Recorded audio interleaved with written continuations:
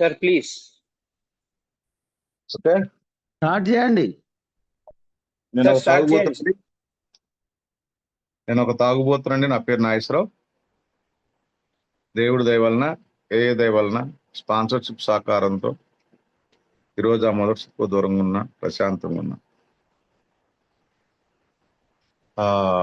ఈరోజు నాకు ఇచ్చిన టాపిక్ ఏంటి అంటే మొదటి సోపానం గురించి. సో ఏఏకి వచ్చిన కొత్తలో నాకు ఎప్పుడూ కూడా ఆల్కహాల్ ఆపిన తర్వాత నేను ఎలా నన్ను నేను నా జీవితాన్ని ఎలా నడుపుకోవాలో నాకు తెలియదు. ఈ మాట ఎందుకు చెప్తున్నాను అంటే, శక్తిహీనత అనే పదం ఎప్పుడు కూడా ఆల్కహాల్ ముందు అనేదే నేను ఆలోచిస్తూ వచ్చా.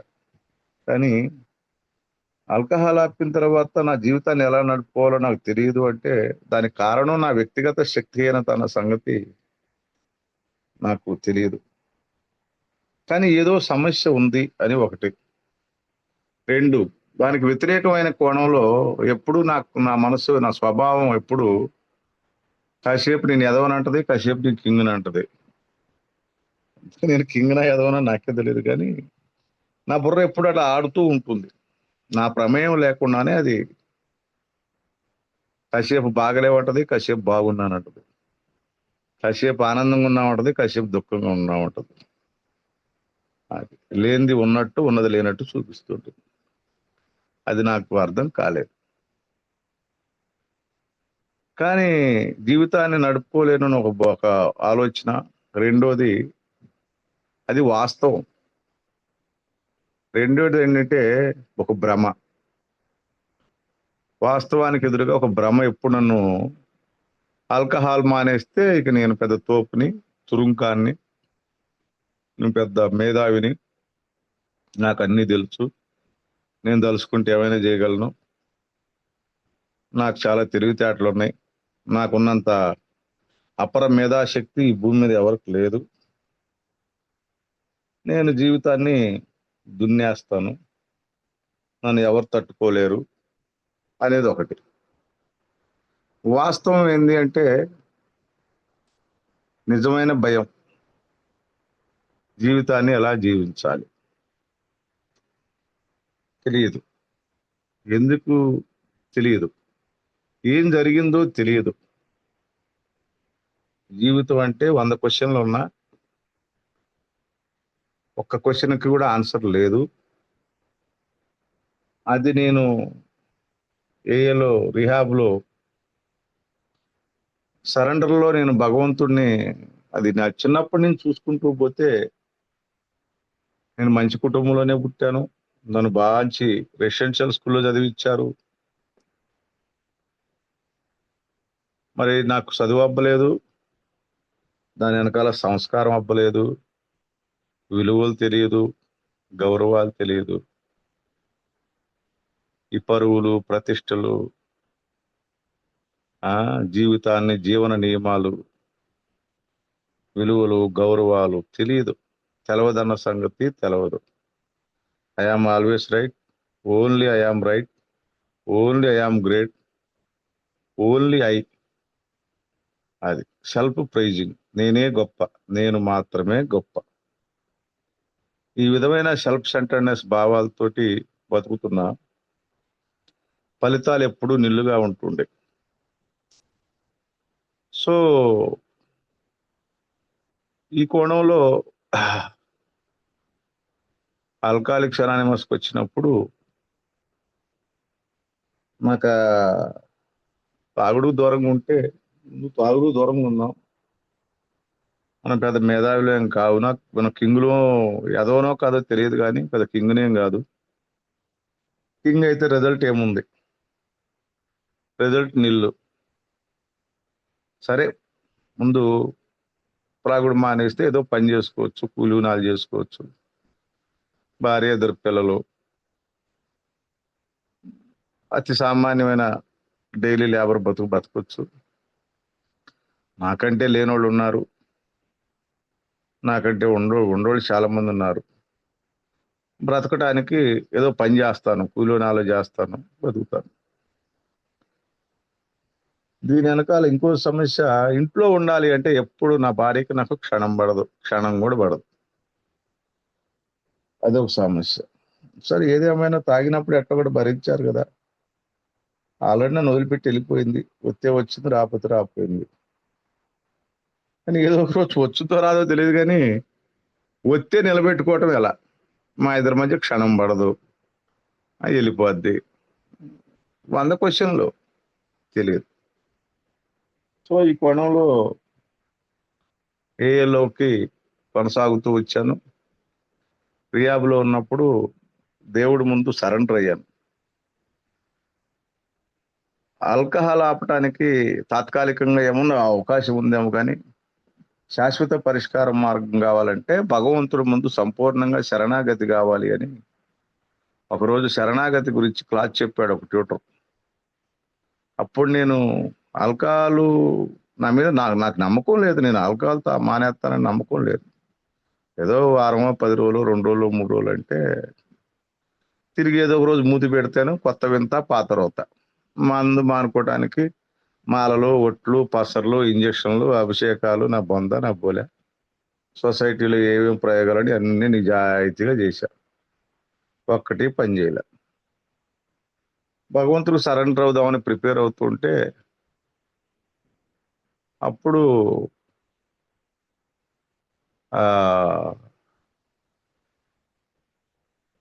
నేను పొద్దున్నే లేచి భగవంతుడి ముందుకు దూరంగా ఉంచు దేవుడా అని అడుగుదామని భగవంతుడిని అడుగుతూ ఉంటా, ప్రిపేర్ అవుతుంటే పొద్దున్నే పోయి మోకాళ్ళ మీద కూర్చొని దేవుడి ముందు తల నేల కానిచ్చి సరెండర్ ఎలా అవ్వాలి అని ప్లాన్ చేసుకొని కూర్చుంటే అప్పుడు ఆ యాంగిల్లో కూర్చున్న తర్వాత అప్పుడు దాకా నేను ఆల్కహాల్ నుంచి నన్ను విడుదల చేయి స్వామి అని ప్రార్థిస్తున్నా. కానీ కూర్చున్నాక అడగలేకపోయా. ఆల్కహాల్ ఆపేసినా నేను పెద్దగా ప్రయోజనకరంగా కాదు. డబ్బు, ఆస్తి, ఖ్యాతి తీసి పక్కన పెడితే ఒక క్షణం కూడా నాకు మనశ్శాంతిగా ఉంటుంది తెలియదు, ప్రశాంతంగా ఉంటుంది తెలియదు. ఆ ప్రశాంతత, మనశ్శాంతి, ఆ నిలకడ, స్థిరత్వం, ఆ పదాలు కూడా నాకు తెలియదు. ఎప్పుడు లోపల ఏదో తెలియని ఒక గడిబిడి గడిబిడి గడిబిడి ఉంటుంది, డగడగడగడ కొట్టుకుంటూ.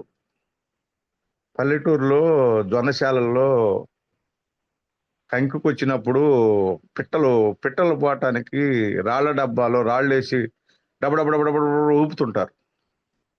నిరంతరం లోపల అదే కొత్త ఉడుకుతూ ఉంటా. ఏందో తెలియదు, ఏం జరిగిందో తెలియదు, ఏం జరుగుతుందో తెలియదు, అసలు ఏందో తెలియదు. 100 క్వశ్చన్లు, ఆన్సర్ లేదు. అప్పుడు ఆ సరెండర్ అయినప్పుడు భగవంతుడిని నేను అడిగా, దేవుడా ఈ ఆల్కహాల్ ఇవన్నీ తీసి పక్కన పెట్టు, నాకేం కావాలో నేను నిన్నేం అడగను. నువ్వు నిజంగా ఉంటే, దేవుడు అనేవాడు నువ్వు ఉన్నావని నాకు తెలుసు. నన్ను తాగేటప్పుడు చాలా కష్ట సమయాల్లో ఒడినేశావు, ఏదో శక్తి ఉందని నాకు తెలుసు, కానీ ఉన్నావో లేవో తెలియదు. కానీ నువ్వు ఉంటే, అది నాకు పూర్తిగా తెలియదు, నువ్వు ఉంటే నన్ను చంపేయి అని అడిగా. నువ్వు ఉంటే నన్ను చంపేయి, ఈ పెళ్ళాము, పిల్లలు, డబ్బులు, ఉద్యోగం, తాగుడు ఇవన్నీ తీసి పక్కన పెట్టు, నన్ను తీసేయి, అది నన్ను చంపేయి అంతే అని నేను వ్యక్తిగా సంపూర్ణంగా నాకు జరుగుతున్న దాన్ని నేను అంగీకరించాను. అది ఏంటో నాకు తెలియదు. కానీ దానికి ఆన్సర్ ఏంటి అనేది నాకు బిగ్ బుక్‌లో దొరికింది. 12/12లో దొరికింది. అది. మొదటి సోపానం మెటీరియల్‌లో డాక్టర్ గారి అభిప్రాయము, తాగుబోతుతనం గురించి మరింత వివరణ. ఈ రెండిట్లో సోపానాల సాంప్రదాయాల్లో మొదటి సోపానంలో దొరికింది. వ్యక్తిగత శక్తిహీనత. వ్యక్తిగత శక్తిహీనత. సో, ఆల్కహాలు నుంచి దూరం అయిపోయాను. బయటకొచ్చాను. ఏఎని పట్టుకున్నాను. రెగ్యులర్‌గా మీటింగ్స్, పొద్దున్నే పూజలు చేయటం, దేవుడు దండం పెట్టుకోవటం, ఒక హిట్ లిస్ట్ భగవంతుడి ముందు పెట్టేయటం. నేను మారిపోయాను. మందు మానేశాను. పవిత్రుడిని కావాలి. అతి పవిత్రంగా మారిపోవాలి. గొప్పోడిని కావాలి. నేను పెద్ద వ్యాపారస్తుడిని కావాలి. ఏఏని ప్రపంచవ్యాప్తంగా తీర్చిదిద్దాలి. బిల్లు తర్వాత నేనే బిల్లు. బిల్లు బాబు ఇద్దరు. వాళ్ళిద్దరికి ఎంత సేవ చేశారో అంతకంటే నేను ఎక్కువ సేవ చేయాలి. అది. అలా తాపాత్రయంతో పరిగెట్టడం మొదలుపెట్టా. ఏమో పని చేసిందో లేదో, ఎందుకు ఏది పని చేసిందో తెలియదు కానీ 3 సంవత్సరాలప్పుడు ముడ్డి నిండా అప్పులు పుచ్చిపోయినాయి. ఇంటికి రావాలంటే భయం. భార్యను ఫేస్ చేయలేను. పిల్లలను ఫేస్ చేయలేను. తాగుడు లేని తాగుబోతిల్లు. సేమ్ ఆ రోజు క్వార్టర్ ఉంది, ఈ రోజు లేదంతే. ఆ కొట్టుకోటాలు, తిట్టుకోటాలు, అరుచుకోటాలు, అప్పులు బాధలు అన్నీ ఉన్నాయి. కొత్త రగిలిపోతూ ఉన్నా. ఏదో ఆ మీటింగ్‌కి వెళ్ళినప్పుడు, ఆ ప్రార్థన చేసినప్పుడు, పూజ చేసినప్పుడు, ఆ యానివర్సరీకి వెళ్ళినప్పుడు, కన్వెన్షన్‌కి వెళ్ళినప్పుడు ఏదో సంథింగ్ రిలీఫ్. అది పర్మనెంట్ సొల్యూషన్ కాదు, రిలీఫ్. అక్కడి నుంచి బయట లోపల మీటింగ్‌కి వెళ్ళి వినేవాడిని కాదు. నాకంతా తెలుసు. నేను షేరింగ్ చేయాలా. ఇది. ఆ షేరింగ్ చేసినంత సేపు కత్తి రిలీఫ్. నేను ఎదవని, నేను తప్పుడు నా కొడుకుని, నేను చిల్లరగాడిని, నా అంత ఎదవ లేడు, నా అంత లంగా లేడు, నా అంత నీచుడు లేడు, నాలాంటి ఎదవ బతకూడదు. ఆ దేవుడు బతికిచ్చాడు. ఆ దేవుడు కూడా పెద్ద దొంగ నా కొడుకు. ఈ విధంగా ఇంట్లో వాళ్ళని అసహించుకుంటూ, తల్లిదండ్రులను అసహించుకుంటూ, ఇలా రకరకాలుగా ఉంది. తాగట్లేదు అంతే. లోపల ఏడుస్తూ, పైకి నవ్వుతూ, నేనే గొప్ప, నేను అన్నీ చేయాలి, ఏను బాగు చేయాలి, నేను బాగుపడాలి. పిచ్చగా అప్పులు పాలైపోయా. తాగేటప్పుడు అప్పులు లేవు, ఎవడు ఇవ్వలేదు, ఇవ్వడు కదా. అప్పులు పాలైపోయాను. అప్పుడు హైదరాబాద్ వచ్చాను. మళ్ళీ హైదరాబాద్లో సేమ్ యాటిట్యూడ్. రోజు మీటింగ్ లేడా. ఆ విధంగా వ్యాపారం చేయాలంటే భయం. అప్పులు పాలైపోయాను. చేయకపోతే ఒక భయం. అది. వ్యాపారం చేయాలంటే పెట్టుబడి కావాలి. చాలా సమస్యలు. నాకు వెనకాల సపోర్ట్ లేదు. నాకు వ్యాపారం చేసిన అనుభవం లేదు. అదే పెద్ద వ్యాపారం కాదు, ఏదో చిన్న సెల్ఫ్ ఎంప్లాయ్ లాగా. సో 3 సంవత్సరాలకి పిచ్చెక్కింది నాకు. పిచ్చెక్కినోడిలాగా ఉంటున్నా లోపల. అతిగా తినటం, అతిగా నిద్రపోవటం. ఏదో వ్యాపారం చేస్తే ఓ బాధ, చేయకపోతే ఓ బాధ. చేయటం, అందరితో గొడవలు, ఇంట్లో గొడవలు, అప్పులు బాధలు, ఇంట్లో పెత్తనం లేదు నాకు. ఇంట్లో చిన్నప్పటి నుంచే నాకు ఇంట్లో లైసెన్స్ లేదు. 10వ తరగతి పాస్ అయినాక, ఇంటర్మీడియట్ చదివినాక నన్ను అట్లా ఉన్నిచ్చారు ఇంట్లో. తర్వాత నాకు ఇంట్లో లైసెన్స్ లేదు. ఆ రోజు నుంచి ఈ రోజు వరకు కూడా నాకు ఇంట్లోంచి రూపాయి రాదు. నాకు ఇంట్లో స్థానం లేదు నా తల్లిదండ్రుల దగ్గర. అది. భౌతికంగా లేదు, మానసికంగా లేదు. అప్పుడు నేను నా స్పాన్సర్ ఒకరోజు నాగేశ్వరరావు వరంగల్ వస్తున్నాం అడిగాడు. నాగేశ్వరరావు సంతోషంగా ఉన్నావా అన్నాడు. సంతోషంగా ఉన్నా సార్, నాకేం సార్, నిజం చెప్పు అన్నాడు. అప్పుడు ఒప్పుకున్నా. లేదు సార్,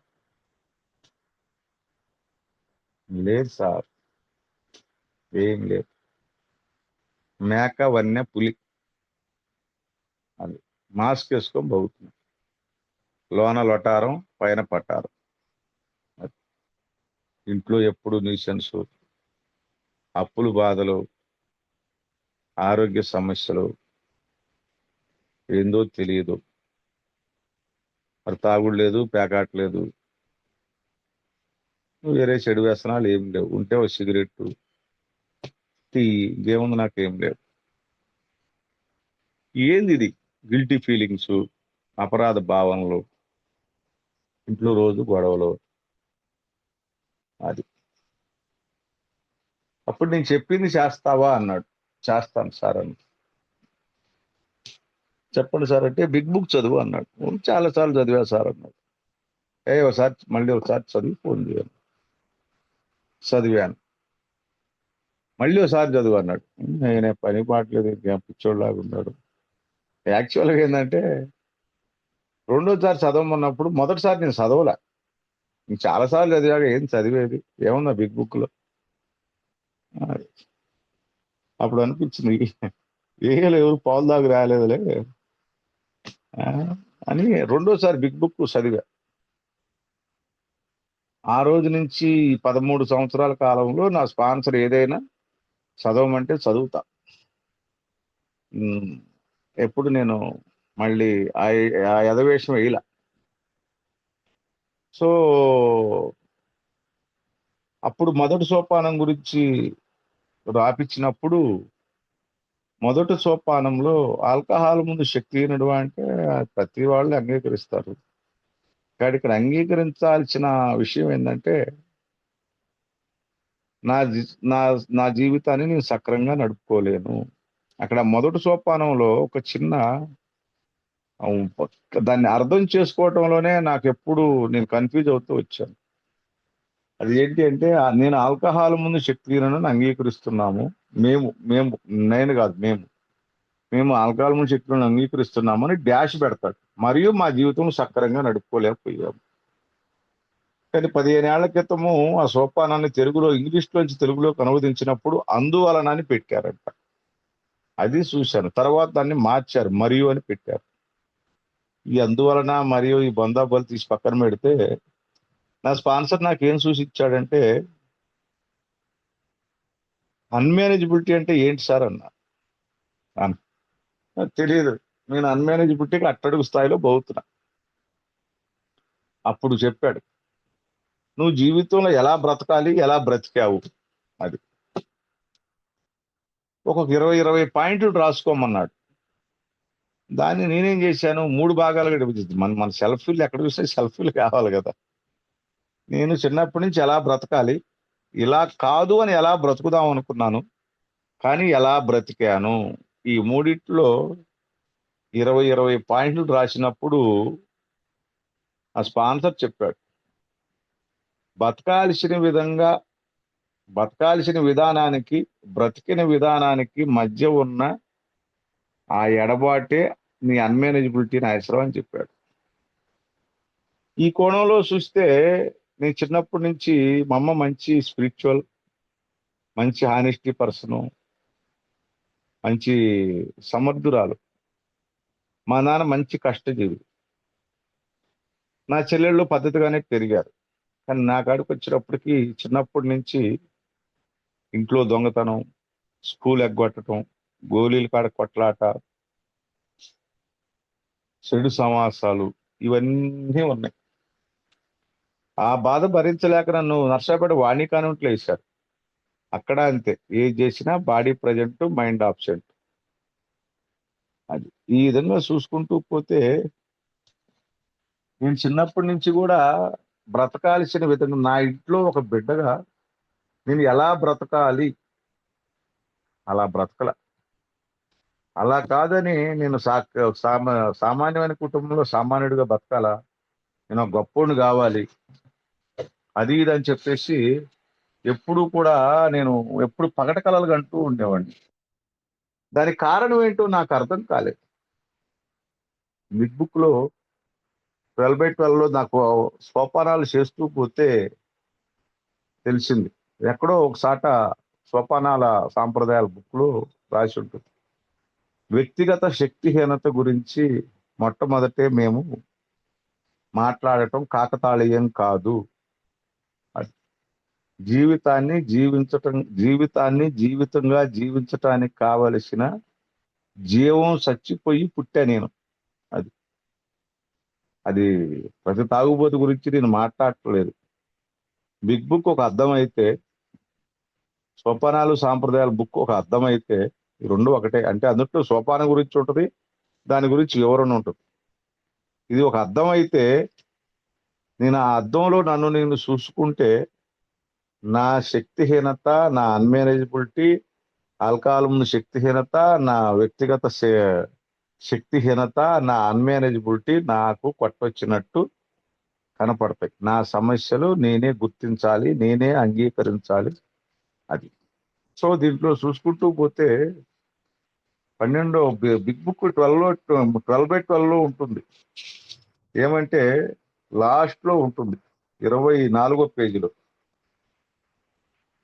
అక్కడే మేము మా పరిస్థితి యొక్క మరణం కలిగించే స్వభావాన్ని కనుగొనగలిగాము. అంటే మరణం యొక్క స్వభావాన్ని కలిగి ఉన్నాం. అది నాకు చిన్నప్పటి నుంచే ఉంది. చిన్నప్పుడు నేను నా జీవితంలో ఆల్కహాల్ అనేది నా జీవితంలో ఎంటర్ అయ్యేటప్పటికే నేను 7 సార్లు సావుకు దగ్గరకు పోయా. అవన్నీ స్వయంకృత అపరాధమే. ఒక ఎగ్జాంపుల్ ఏంటంటే, నేను నర్సాపేట వాణికాంట్లో చదువుకుంటున్నాను. వినాయకుడి పండగకి పారిపోయి వచ్చా. పారిపోయి వస్తే మా అమ్మోళ్ళు కొట్టారు. సరే పండగకుండు, రేపు వదిలిపెడతామన్నారు. కానీ ఇట్లా అప్పుడు నా వయసు nearly 10 బిలోనే. 9 years 10 years below, 9-10 age. మా ఊర్లో వినాయకుడిని పెద్ద చెరువులో ముంచడానికి తీసుకెళ్తున్నారు. ఆ చెరువులో నేను ఎప్పుడు చిన్న ఎండాకాలం ఆడుకుంటూ ఉండేవాడిని. చెరువు ఎండిపోద్ది. మా చెరువు దగ్గర 15 అడుగులు 20 అడుగులు లోతు ఉంటుంది. అంటే దీన్ని తాడి చెట్టు అంత లోతు ఉంటుంది. నాకు ఈత రాదని నాకు తెలుసు. ఆ వినాయకుడు బొమ్మ నీళ్ళలోకి తీసుకెళ్తుంటే నాకు ఈత రాదని తెలిసి కూడా వినాయకుడు బొమ్మ పట్టుకొని లోపలికి వెళ్ళిపోయా. ఓవర్ కాన్ఫిడెన్స్, కొట్టుకొని రావచ్చులేదు. అంటే అనాలోచిత చర్యలు, మెదడు వివేక శూన్యం, అది ఓవర్ కాన్ఫిడెన్స్, ఏదో సంథింగ్. దాన్ని ల్యాక్ ఆఫ్ పవర్ అంటారు. Lack of power. అది నేను ఆ బొమ్మను పట్టుకొని పోయాను. పోయేటప్పటికి నడి చెరువులో తీసుకెళ్ళగానే ఆ బొమ్మ కరిగిపోయింది. చిన్న నేను పట్టుకోవడానికి ఆధారం లేక నాకు ఈత రాదు. టపా బుడిగి మునుగుతున్నా. నాకు అర్థమైపోయింది ఎవరు గోళ్ళలో వాళ్ళు ఉన్నారు. నాకు అర్థమైపోయింది, నేను మునిగిపోతున్నాను, చచ్చిపోతాను అని. నాకు ఈత రాదని తెలిసి కూడా, ఆ చెరువు లోతు తెలిసి కూడా నేను వెళ్ళాను అంటే దాన్ని ఏమంటారు? అది దానికంటే ఇది చెప్పలేను. అప్పుడు ఎవరో ఒక వ్యక్తి వచ్చి నా జుట్టు పట్టుకొని ఈడసుకొచ్చి ఒడ్డు మీద వేసి, అబ్బాయి బుద్ధి ఉందా లేదా నీకు ఈత రాదు, నువ్వు ఏడ చదువుకునే పిల్లగాడు, అసలు ఏంటిది, డామ్ డూమ్ అని చెడు బుద్ధులు తిట్టేసి ఒడ్డుని వదిలిపెట్టిపోయాడు. అది అంటే అలాంటి చర్యలు నా జీవితంలో, నా నా తెలివితేటలు, నా ఆలోచనలు, నా మేధాశక్తి, నా అనాలోచిత చర్యలు, ఆల్కహాల్ నా జీవితంలోకి ఎంటర్ కాకముందే 7 సార్లు సాగు దగ్గర తీసుకెళ్ళింది. అది తాగేటప్పుడు తాగుడు మొదలైనాక అంతే. సో మరణాన్ని కలిగించే స్వభావాన్ని కనుగొనగలిగామంటే అది నా సమస్య. ఎప్పుడు లోకంలో అందరూ రాంగు, నా మేధాశక్తికి సహకరించట్లేదు. ఆల్కహాల్ రాంగు, ఆల్కహాల్ నన్ను ఆవరించింది. ఆల్కహాల్ లేకపోతే నేను పెద్ద గొప్పోడిని అయిపోతాను, నన్ను ఎవరు అర్థం చేసుకోవట్లేదు. ఈ విధంగా నేనే గొప్ప, అందరూ దెబ్బ. ఆ ఊహలు, ఆ భ్రమలు, భ్రాంతులు, అనాలోచిత చర్యలు, విచక్షణారహితంగా బతికా నేను. సో ఎప్పుడైతే ఇది చూసుకుంటూ పోయినప్పుడు నా స్పాన్సర్ ఒకటి అడిగా, ఏంటి సార్ అసలు నేను వీళ్ళు తాగట్లేదు, రోజు పూజలు చేస్తున్నా, రోజు మీటింగ్కి వెళ్తున్నా, ధ్యానం మనం కూర్చుంటే ఏ ఉండదు. ఓ లోకం అంతా తిప్పుద్ది మైండ్. ఏదో అయోమయం గందరగోళం ఉంటది. ఇంట్లో మనశ్శాంతి లేదు. ఎప్పుడు అప్పుల పాలైపోతున్నాను.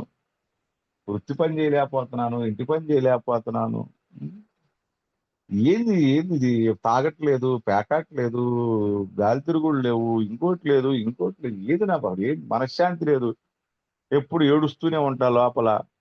ఉమ్, ఏ అయోమయం గందరగోళం ఏంటి సార్ అంటే అప్పుడు చెప్పాడు. వ్యక్తిగత శక్తిహీనత. ఆ శక్తిహీనతకు ఆల్కహాల్ అనే పదం మర్చిపో. ఆల్కహాల్ తాగితే తాగుడుతో సమస్య.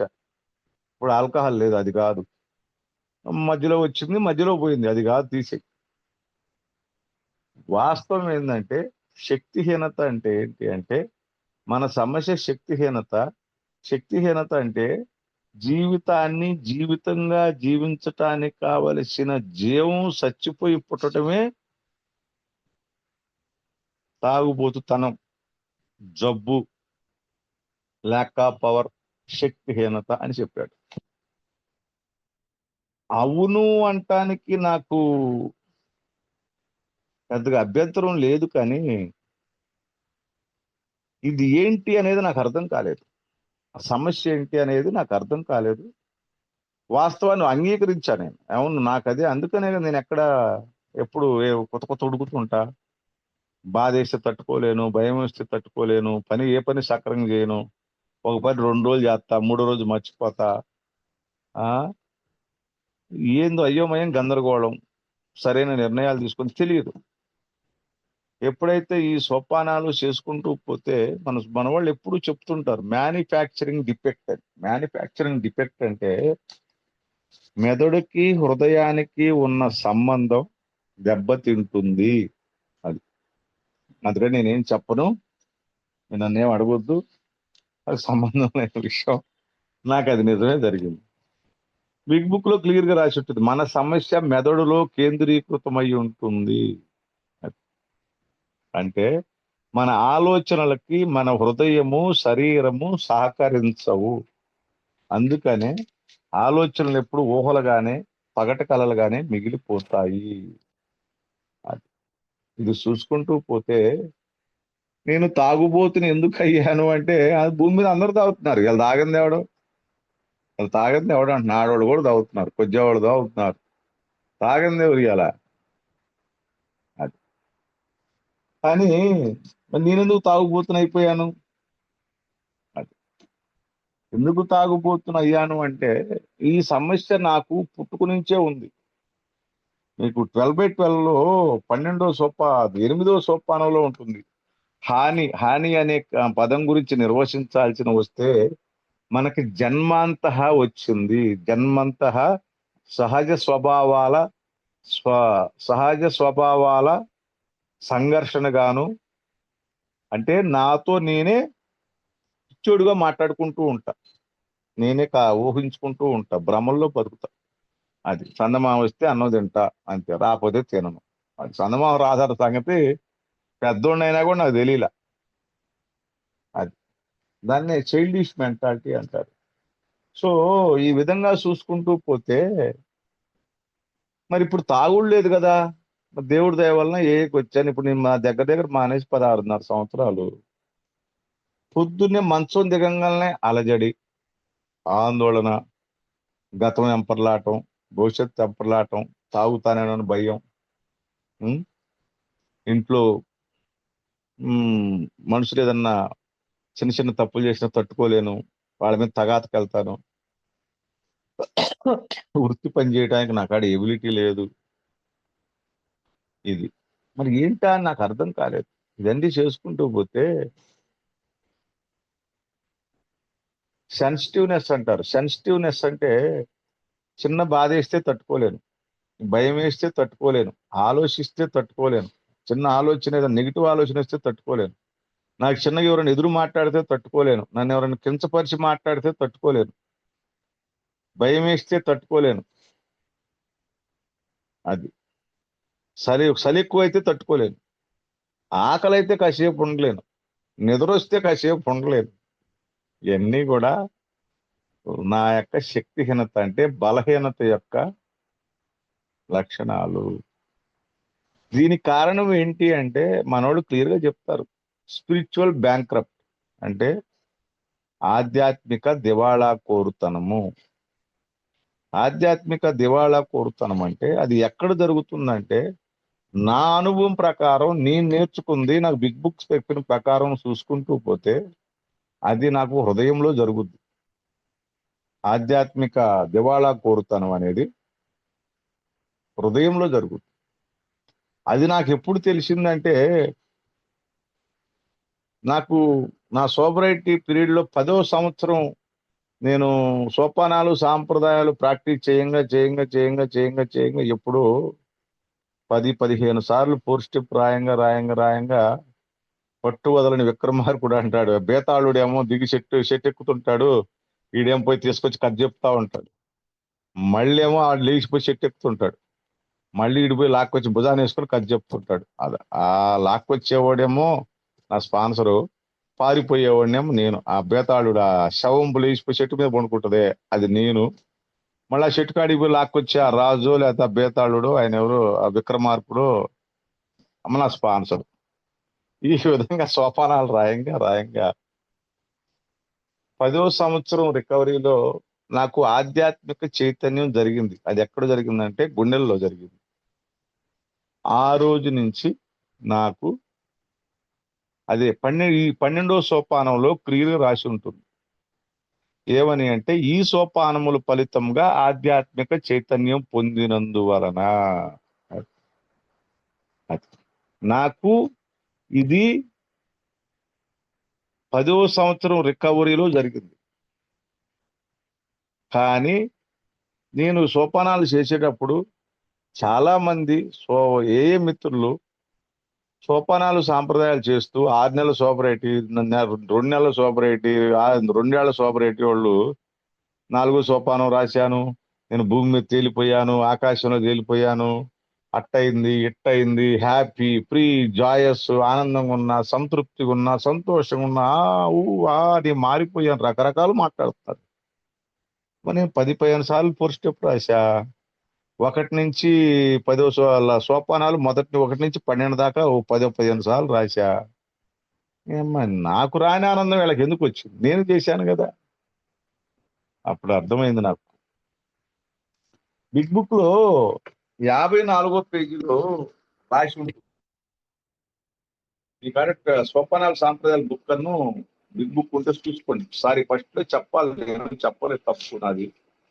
54వ బిగ్ బుక్ లో ఉంటుంది, 54వ పేజీలో. ప్రతి స్త్రీ పురుషుడు చిన్న పిల్లవాడితో సహా అందరి హృదయాంతరాలలో, ప్రతి స్త్రీ పురుషుడు చిన్న పిల్లవాడితో సహా అంటే మానవ జాతికి సంబంధించిన ఆడ మగ ఎవరికైనా సరే అందరు హృదయాంతరాలలో భగవంతుడికి సంబంధించి మూలాధారమైన భావన దాగి ఉన్నా కూడా, భగవంతుడికి సంబంధించిన మూలాధారమైన భావన దాగి ఉన్నా కూడా మనల్ని మనమే తెలివి తక్కువ మనుషుల్లాగా తయారు చేసుకున్నాము. అది అది అర్థమైందా? నాకు ఆధ్యాత్మిక చైతన్యం నాకు హృదయంలో జరిగిందని చెప్పాను. కానీ ఇక్కడ క్లియర్ గా చెప్పాడు. నెక్స్ట్ ఉంది అసలు పాయింట్ ఇది. ఏవో దురదృష్టకర సంఘటనల కారణంగానో ఆడంబరాల వలనో వేరే ఇతర విషయాలను ఆరాధించటం వలన ఈ భావన మరుగున పడిపోయి ఉండవచ్చు. కానీ అది ఏదో ఒక రూపంలో మనిషి అంతరాల్లో ఉండనే ఉంటుంది.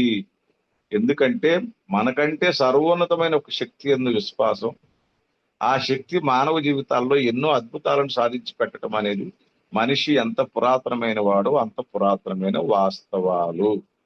తర్వాత నెక్స్ట్ పేరాలో ఉంటుంది, మా లోపల దాగి ఉన్న పరమ సత్యమైన భగవంతుణ్ణి మేము కనుగొనగలిగాము.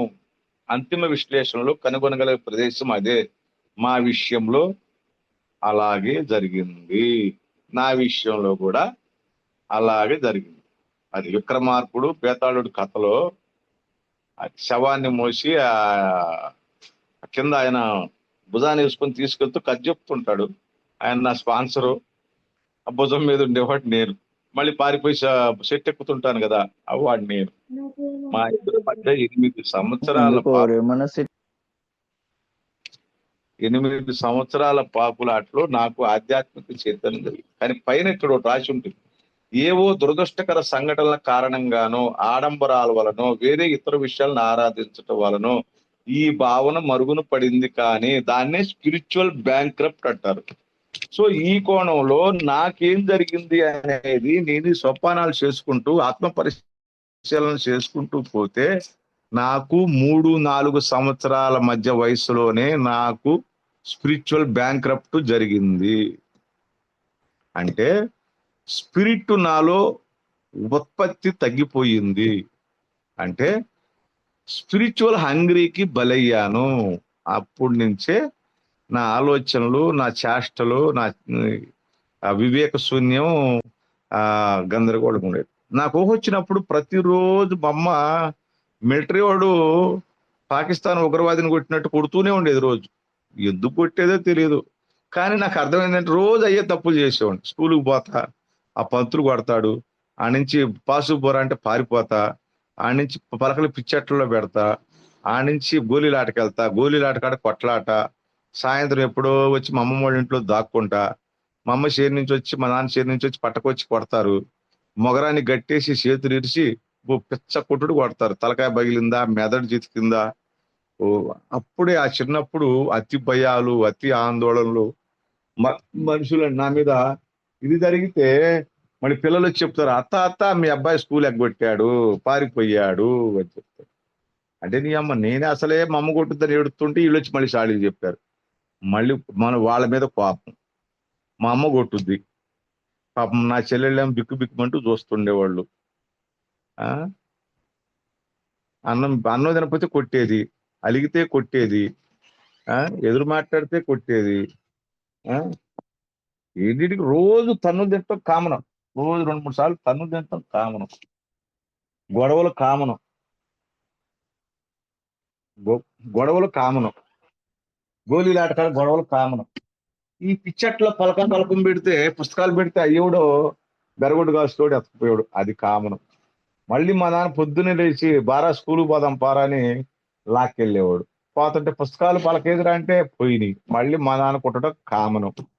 మళ్ళీ ఆ నుంచి కొట్టుకు బాగానే, ఏమయ్యా సుబ్బారావు రోజు పుస్తకం కొంటున్నావు, రోజు పలక కొంటున్నావు, రోజు పలకాలు కొంటున్నావు, ఏం నీ కొడుకు నేను డాక్టర్ని చేస్తున్నావు అంటే, ఈ నా కొడుకు పారేసాడా, పారేసాడా, అర్థమవుతుందా, మీ నాన్న కనపడుతున్నాడా నీ కొడుకులు అని వాడి ఎగతాలు, వాడి మీద కోపం, కొట్టోడి మీద. ఈ నా కొడుకుని పెద్ద అయినాక వీడి కొట్టు మీద బాంబు వేయాల, అది నా ఆలోచన. ఆ విధంగా నాకు 3వ సంవత్సరం వయసు నుంచి 5వ సంవత్సరం 4వ సంవత్సరం మధ్యలోనే ప్రతిరోజు ఇదే సంఘటన. మా అమ్మమ్మ వాళ్ళ ఇంట్లో, మా పిన్నోళ్ళ ఇంట్లో, మా అక్కడి నుంచి 4-5-6 సంవత్సరాల వయసు కాడి నుంచి 7-8 ఆ టైంలో, ఆ 7వ సంవత్సరం దాకా ఎక్కడ మా అమ్మమ్మ వాళ్ళ ఇంట్లో, మా పిన్నోళ్ళ ఇంట్లో, మా ఇంట్లో ఎక్కడ 10 పైసలు పోయినా, పావలా పోయినా, ₹1 పోయినా ఒక్కడే దొంగతనం చేస్తాడు, వాడే నాగేశ్వరరావు. అది అంటే నాకు చిన్నప్పుడు దొంగతనం ఎవడు నేర్పలే, అబద్ధాలు ఎవడు నేర్పలే, ఊహొచ్చినాక మాస్టర్బేషన్ ఎవడు నేర్పలే, చీటింగ్ మెంటాలిటీ ఎవరు నేర్పలే. మ్యానుఫ్యాక్చరింగ్ డిఫెక్ట్, అది నా బుర్రే నాకు నేర్పింది. అది ఎస్కేపింగ్ ఫ్రమ్ రియాలిటీ. అంటే నా కులం ఏంది, నా మతం ఏంది, నా ఇల్లు ఏంది, నా ఆర్థిక పరిస్థితి ఏంటి, వాళ్ళు నాకు ఏం సమకూర్చారు, నేను వాటిని ఎలా ఉపయోగించుకున్నాను అంటే, నాతో పాటు చదువుకున్న వాళ్ళు డాక్టర్లు అయ్యారు, కాన్వెంట్లో చదివించారు, నేనేమో అది. అంటే ఈ విధమైన గిల్టీ ఫీలింగ్ ను భరించలేక తట్టుకోలేకపోయేవాడు. చదువుకునేటప్పుడు 2 రోజులు బాగా చదివేవాడిని, 3వ రోజు చదివాను, దాని సంగతే మర్చిపోయేవాడు. ఇవన్నీ చూసుకుంటూ పోతే నాకు ఈ జబ్బు వంశపారపర్యంగా వచ్చింది, తాగుబోతున్నాను. అయితే ఆ ఊహొచ్చిన కాడి నుంచి నేనేదో అనీజీగా, అలజడిగా ఉండేవాడిని, అసహనంగా, అనీజీ అనీజీ అంటే ఈజీగా ఫ్రీ ఫ్లోయింగ్, స్వేచ్ఛగా, స్థిరంగా, దృఢంగా, సంపూర్ణ ఆరోగ్యంగా ఉండటం అనేది నేను నా పుట్టుక నుంచే లేదు. సో చూసుకుంటూ పోతే ఇది నాకు జన్మంతః పుట్టుకతోటే వంశపారపర్యంగా నాకు జబ్బు వచ్చింది. మా తాతకు వల్ల, మా తాత తాగుబోతు, 2 ఫ్యామిలీలు మధ్యలో గోడ, ఆస్తులు మొత్తం అమ్మేశాడు, సర్వనాశనం చేశాడు మా కుటుంబాన్ని.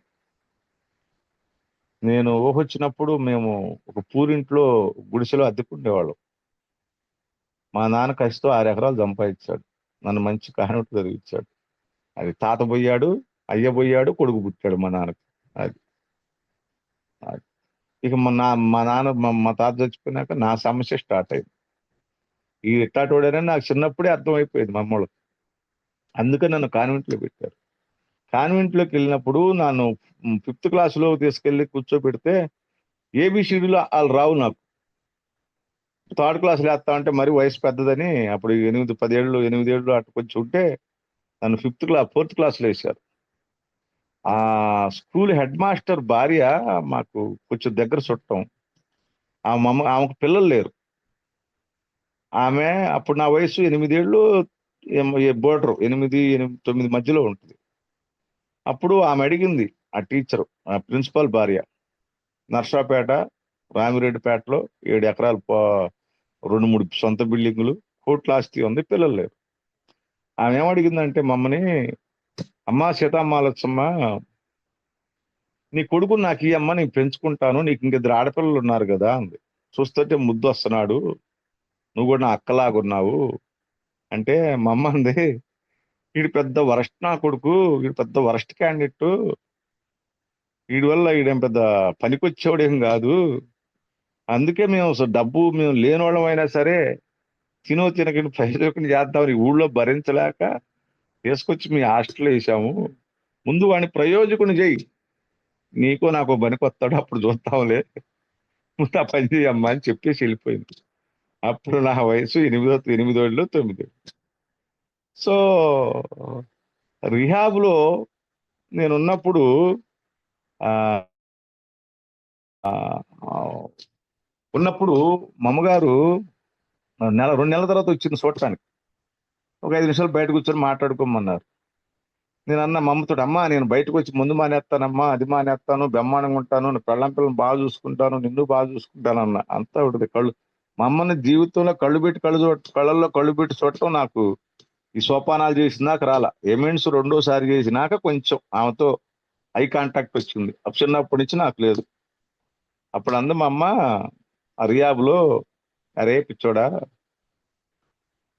రియాబ్లో చాలా మంది బయటికి పోతున్నారు, వాళ్ళందరూ ముందు మానేశారమ్మా, నేను కూడా మానేస్తానంటే అప్పుడు అంది, అరే పిచ్చోడా, వాళ్ళందరూ మనుషులు రా, మానవ జాతికి సంబంధించిన వ్యక్తులు, వాళ్ళకి చదువు, సంస్కారం, బుద్ధి, జ్ఞానం, సిగ్గు, లజ్జ, సీమి, నెత్తురు అన్నీ ఉండేరా.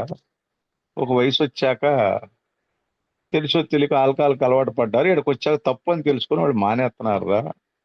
కానీ నువ్వు అలాంటి వ్యక్తి కాదురా, 3 సంవత్సరాల వయసు కాడి నుంచే, అంబాడే వయసు కాడి నుంచే నువ్వు పెద్ద తప్పుటోడివిరా అని చెప్పింది మా అమ్మ. అది అందుకని నేనేం చెప్పను.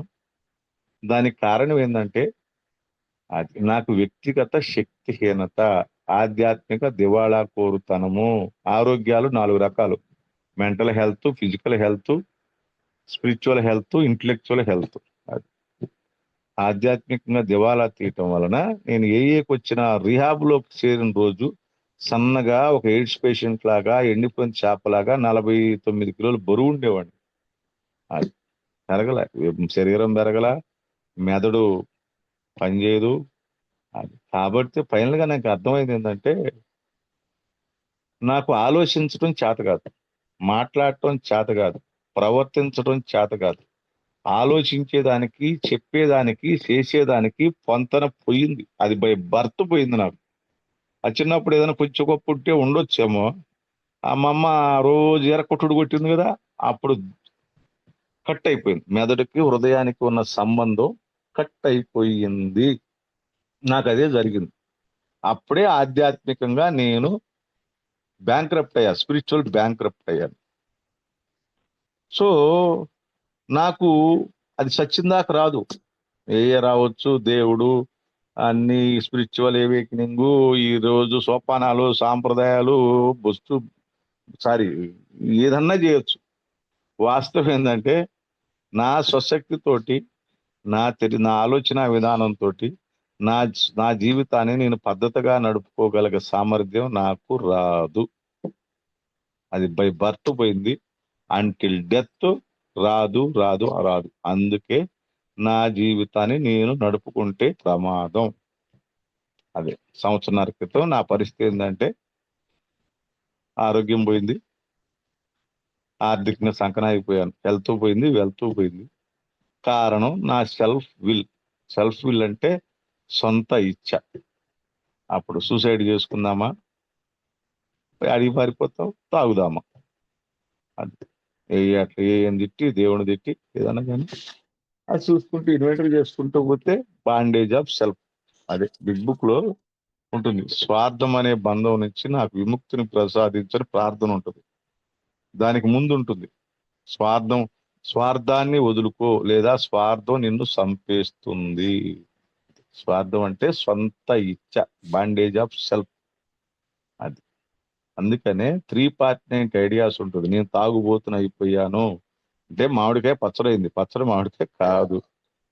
అది రెండోది ఏముంటుంది, నా సొంత జీవితాన్ని నేను సక్రంగా నడుపుకోలేను. అది బై బర్త్ పోయింది, అంటిల్ డెత్ రాదు. అందుకని నా జీవితాన్ని నాకు భగవంతుడు నా జీవితంలో సంపూర్ణంగా పనిచేయాలి అంటే నాకు ఒక వ్యక్తి నన్ను స్పాన్సర్ గా నడిపించాలి. నా స్పాన్సర్ అంటే ఎవరు? నా జీవితాన్ని నడిపించేవాడు. ఇది ఇంకా చాలా ఉంది బిగ్ బుక్ లో. నేను ఎప్పుడు త్రాగుడు గురించి ఎక్కువ మాట్లాడను. త్రాగితే తాగుడు అది సిమ్టమ్. దీనికి స్పిరిచువల్ బ్యాంక్రప్ట్ అంటే ఆధ్యాత్మిక దివాళా కోరుతనం వలన ఆధ్యాత్మిక ఆకలికి బలయ్యా. అది 24 గంటలు ఆ ఆకలితో బతికాను. ఆల్కహాల్ తోడయ్యాక 90 పోయింది, క్వార్టర్ అయింది, క్వార్టర్ పోయింది, 2 క్వార్టర్లు అయింది, 2 క్వార్టర్లు పోయి 3 క్వార్టర్లు అయింది, పొద్దున పోయి మధ్యాహ్నం అయింది, మధ్యాహ్నం పోయి సాయంత్రం అయింది, సాయంత్రం పోయి ఎర్లీ మార్నింగ్ అయింది.